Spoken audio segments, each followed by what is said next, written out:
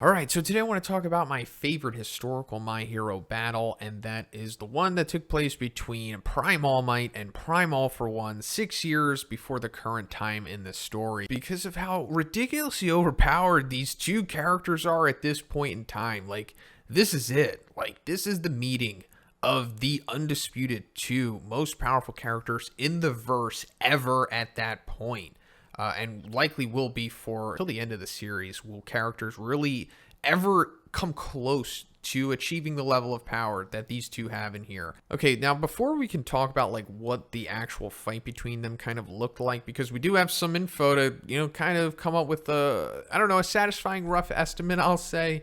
We have to first figure out how powerful these two guys were, because like I said, they were so unbelievably overpowered that it's funny comparing it to like the modern meta power scale of the series. But anyway, we'll start with All For One, because I made an entire video dedicated to how powerful I thought Prime All Might was. So please check that video out, and I'll briefly go over it after All For One here, just to get us acquainted with the magnitude of this battle. So we only really get one glimpse of Prime All For One, and I'm thankful that we even get this at all. It's in the All Might Rising flashback, and we'll see that he's using nothing we've ever seen before, nothing really anyone has used before. It's like outrageous stuff here, like I said, and it lines up with what Gran Torino said in chapter 92 to All Might.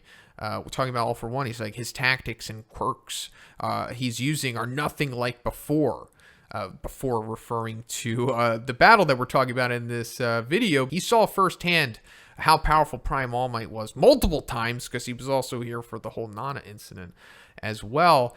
So him saying his tactics and quirks are nothing like before, and that's because All For One, of course, is also nerfed, just like All Might coming into this battle. So the battle that we see between All Might and All For One at Kamino, while it is awesome and epic, it is a small fraction of what it actually was 6 years ago. So let's go over like what we could possibly be seeing here with All For One's quirks, because he has like this green, crazy, I don't know, alien-like material coming out of the ground. It has like mouths and teeth and eyes in it. And then he has like these purple flames, and then it looks like he has like these conduits sprouting out, or maybe they're tentacles or something.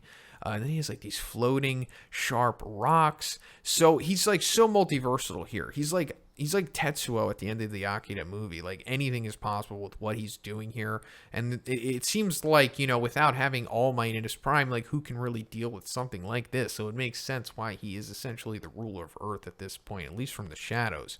And then if we go a little further, he's like standing on like a foot or something with eyes in it, and that's going back to like that alien material that I was talking about. But the main thing that I want to touch on here, and I think the real thing that seals the deal on how overpowered he truly was, other than just speculating about what this green foot quirk could be, we see him when he takes out Nana, he starts to develop like this black and red electricity from his hands. And we've actually seen him do this at Kamino, like when he's charging up his spring-loaded air cannon thing, like a similar black electricity aesthetic thing comes out of it. Now, of course, it's just a small amount at Kamino, because like I said, he's nerfed, but when we see in this flashback, it is on a whole nother level. It looks like he's like summoning Conqueror's Haki from One Piece here, and then the end result of it is so powerful that it looks like it's destroying this entire island that they're on or something. It's like, I can't really make out where they are here. Like, maybe they're at Tartarus or something. I don't know, but they're definitely not in like a regular city, because you see the water around them and you see this entire explosion taking up everything. So that's how powerful just one of these blasts from All For One was. Now, I don't know what quirk this is. Maybe it has something to do with his kinetic energy boosters or something, and I know that this isn't exactly what kinetic energy is, but maybe it's in combination with other stuff, and he just had just the nth degree of just power quirks here that he's able to generate this much energy. And then for Prime All Might, like I said, we'll just go over him real quickly. So in the Two Heroes movie, we see David Shield bring up like the stats of All Might's power over the years. And we see exactly 6 years ago, the point, that we're looking at in this video, and we see where his power is. He is pretty much at his peak. He's in his prime. He is so unbelievably powerful here. But if we go down to where the red starts to fall down significantly before we see it drop down to where it is currently at that point, This is the significant drop that happens after this battle. So I assume right here is where we see USJ All Might. So in this area, think about how powerful USJ All Might was, in the beginning of the series. I assume we've all seen it, at least, hopefully. In my opinion, still to this day, USJ All Might is pretty much the strongest character that we've seen in action. Now, granted, that's probably going to change soon, but still pretty impressive. Now, think about somebody that powerful, but increase their power by like 80 or 90%. That is the difference here. So, like, that USJ All Might, throwing a punch at the sludge villain was like changing the environment of that portion of the city. Caused like a mini tornado, caused it to rain. Now go back to the United States of Smash. That created a tornado so powerful that it had buildings in its wake. So I'm assuming that Prime All Might, just a normal punch, was probably the United States of Smash. And I know that sounds outrageous and it's difficult to accept that, but come on, just think about it. It has to be somewhere around that level of power. So that brings me to like what happened when these two were fighting, and catastrophic damage had to have been happening because like we have two Dragon Ball Z guys going here, essentially. That brings me back to how Dragon Ball Z handled these battles. Now we also have to remember that like this fight somehow was kept under wraps. No one knew that it happened at all.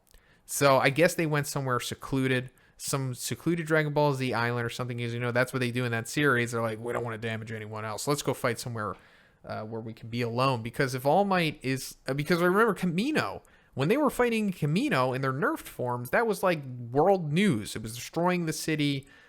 So like, yeah, imagine these two guys going in their prime. They're fighting somewhere secluded. And it also brings up the point of that I think Prime All Might was always probably holding back to a degree. Because if he went full power, I don't know, maybe he'd like cause nuclear winter or something. I don't know. Like, I'm just saying, go back to the United States of Smash. Just those type of punches and those being thrown all the time. And then we've got the energy blasts of All for One, the black and red electrical energy stuff, blowing up islands and stuff. We've got these two crazy powers going against each other. So you have a rough idea in your head of like what this fight could have looked like. It's like something that would happen in Dragon Ball Z probably. And like I said, it's so outrageous compared to the current meta of My Hero that it's like these guys exist in a whole different universe compared to them. But we can get a little more into the finer details of what this fight could have possibly been like, because Gran Torino, our boy, he also says that, like, this is just like 6 years ago in Chapter 92 when he's, talking to All Might. Calm down, don't dance to his tune. And he says this after All for One was like messing with All Might. Like he was talking crap about Nana, and he got All Might to like drop his guard and get, emotionally distracted. And then he was able to hit him with like an air cannon after that. So he was doing the same stuff back in this Prime v Prime fight. And I guess that's also how he eventually was able to get away. Because Gran Torino says he managed to get away last time right after opening that hole in your gut. So that brings us to the end of the battle, because it essentially ended in a draw, more or less. But All Might was, come on, he was the true winner of this one. But I assume that like All Might had All for One down for the count, or at least it was getting to that point. Like it was inevitable that All Might was just too powerful. And I guess All for One like hit his heartstring real bad. Maybe he said something about Nana. Maybe he said he did something with Nana that shocked All Might. And then as soon as that happened, then like he fired off like a laser through his torso or something. And that's how he got that damage, because that brings us back to that question. It's like, what could have All for One done to have damaged All Might so bad, especially in his prime, since he's nigh indestructible, right? I assume it had to be an energy blast that we saw him do, against Nana. It had to be like a concentrated blast or something like that to pierce that insane durability and to like give him such damage. And it nerfed him so bad. So I guess it had to be that crazy black and red energy stuff that we saw. But regardless, after that, All for One was able to escape. And that brings us to, how the rest of the series played out. But yeah, I just wanted to point this out, that this battle happened and it was insane. And it's unfortunate that we'll never see it, and that the citizens of this world don't even know that it exists at all. But pretty interesting, right? But But let me know what you think about this in the comments. If you like the video, guys, if it entertained you, please give it a like. I also have a Patreon. It gives you extra weekly Q&A. And if you haven't already, please subscribe as well. Have a great day, and I'll see you in the next one.